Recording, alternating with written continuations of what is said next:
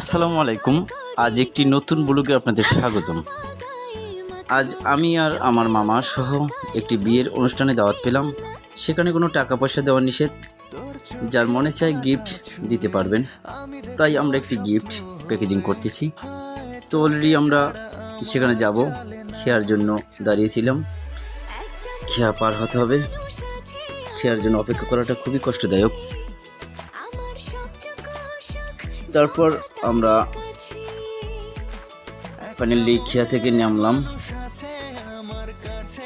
খেয়া থেকে নামার পরে ওমা খেয়া থেকে নেমে কাইন্দা দিলাম, কাইন্দা কিলাম, জুতা মাথায় লইলাম, থুক্কু হাতেই লইলাম, হাঁটতে রইলাম।